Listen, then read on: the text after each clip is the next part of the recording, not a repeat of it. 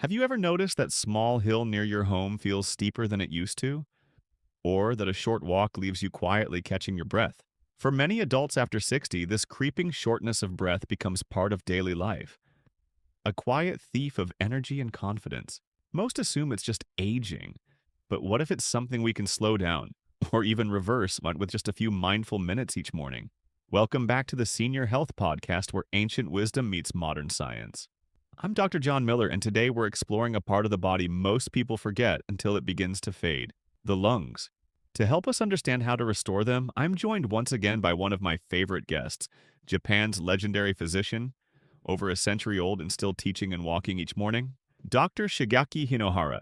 Thank you, Dr. Miller. It is an honor to return. And yes, the lungs, they are often forgotten until the day they whisper, "I am tired."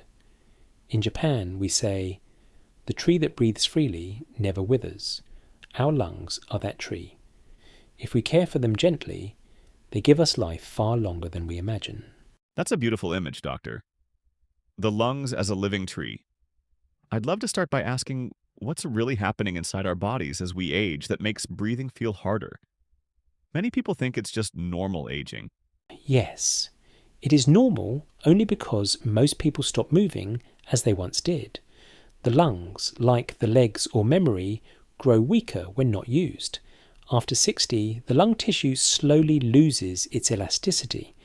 The tiny air sacs, the alveoli, become stiff. The chest muscles tighten and the diaphragm moves less freely. So the breath becomes shallow, not because the body cannot breathe, but because it has forgotten how to. That's fascinating, and it's subtle, right? There's no sharp pain to warn us, just that gradual fatigue, needing to pause while walking or feeling winded while laughing. Exactly. Lung decline is quiet. It whispers through tiredness, through that sigh after climbing stairs. Many of my older patients tell me, "I'm just getting old." But I say, no, you are getting still. The lungs love rhythm, warmth and movement. When we lose these, the breath begins to fade. That's a striking distinction. Not old, but still. And when that happens, oxygen flow drops, right? Which affects the heart, the brain, even mood and memory. Yes, when the breath becomes shallow, everything dims. Oxygen is the body's quiet fire. Without enough of it, the cells slow down. The heart works harder. The mind grows foggy. Even digestion suffers. The lungs are not only for air, they are for life.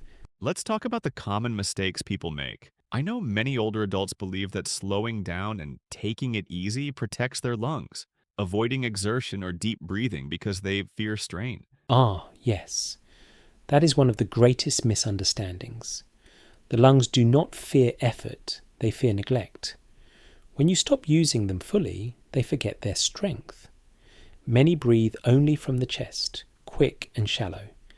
This is the breath of stress, not of life. So true. I've noticed patients who spend a lot of time indoors with poor air circulation, or who drink iced drinks in the morning, both habits that can tighten the chest muscles and narrow airways.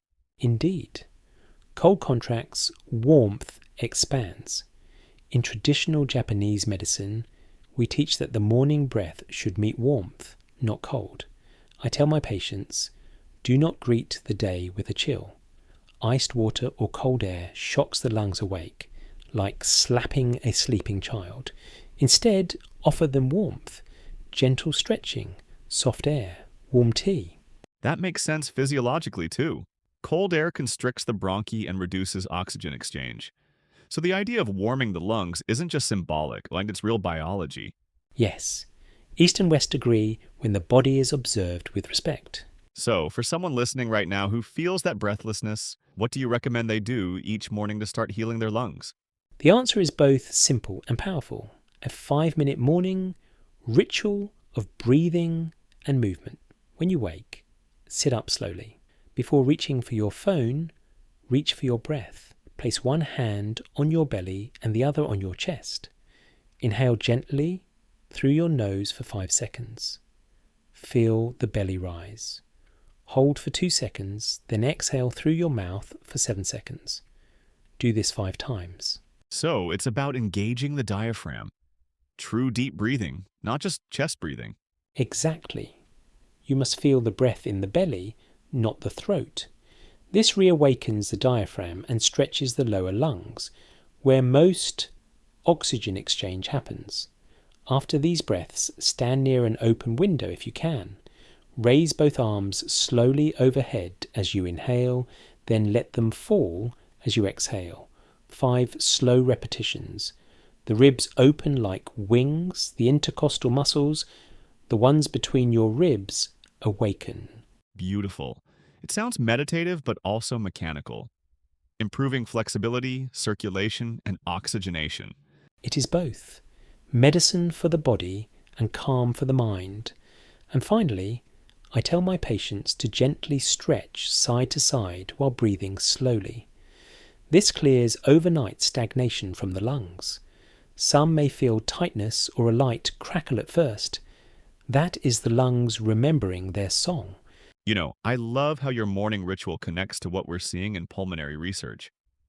There's a growing body of evidence that controlled breathing, especially prolonged exhalation, can lower cortisol, reduce inflammation, and even improve heart rate variability. It activates the parasympathetic nervous system, which promotes healing. Ah, yes, the body's own healing rhythm. You see, breathing is unique. It is the only system we can control, and yet it runs on its own. It is the bridge between body and mind. When you take even a few deep conscious breaths, you send a message to your body. We are safe, and safety is where healing begins. That's a profound way to put it. Safety as medicine. And studies support this. Breathing exercises improve lung elasticity, lower blood pressure, and even enhance brain oxygenation. In fact, rehabilitation programs for COPD patients often use the same slow, diaphragmatic breathing you describe. I am happy to hear science is remembering what nature always knew. When you breathe with patience, the body listens. You've seen thousands of patients over your long career. Is there a story that stands out? Someone who rediscovered their breath through this kind of practice? Yes, very much so. I remember a woman named Aiko. She was 78, a retired teacher, proud but tired. After recovering from pneumonia, she could barely walk from her kitchen to her garden without stopping to breathe. Doctors said her lungs were weak and nothing more could be done. She came to me, not seeking a cure, but peace. I told her, "Do not chase strength, invite it." We began each morning with 5 breaths, sitting by her window as the sun rose. She felt silly at first. "Doctor, this cannot help," she said. But after 3 weeks, she noticed she no longer gasped while watering her plants. After 2 months, she could walk to the park again. Her energy returned. Her cheeks gained colour. One day she told me, "I no longer wait to breathe. The breath waits for me." It was then I knew. Her lungs had remembered. That's remarkable. And it mirrors what I've seen in pulmonary rehab. Consistent, gentle practice beats intensity every time. Patients often underestimate what just 5 calm minutes can do. Yes, healing is not in the loud effort. It is in the quiet repetition. Let's give our listeners something they can try tomorrow morning. If someone's watching this right now, maybe they've felt that fatigue or tightness in the chest.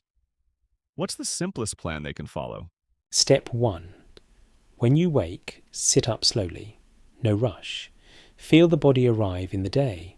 Step 2. Place your hand on your belly and take 5 deep breaths. In through the nose for 5 seconds. Hold for 2. Out through the mouth for 7. Feel the belly rise and soften. Step 3. Open the window or step outside if possible. Inhale as you raise your arms overhead. Exhale as they fall. 5 repetitions. Step 4. Gently stretch side to side, breathing slowly. Allow the lungs to expand fully. After this, drink a cup of warm water with lemon. The warmth wakes the lungs and thins any mucus. If you wish, ginger or turmeric tea is excellent. They calm inflammation and improve circulation. That's so doable. 5 minutes, no equipment, just awareness. And breakfast right after. Something warm and light, right? Yes, I recommend warm oats with cinnamon, maybe a few pumpkin seeds. It should feel light, not heavy. After 60, food is not only fuel, it is instruction. It tells the body how to breathe, how to heal. That's a powerful line. Food is instruction. So essentially start the morning with breath, warmth, and rhythm. Exactly. Breath is the conductor. If it begins calmly, the whole orchestra of the body follows. Dr. Hinohara, this has been one of the most grounding conversations we've had. What I love is how simple it all is. No machines, no medications, just awareness and rhythm. Yes, the lungs do not ask for miracles. They ask to be remembered.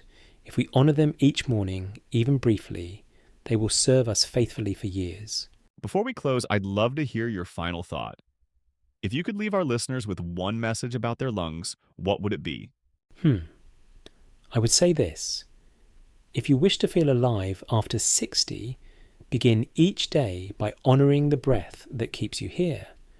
That is my medicine. Beautifully said.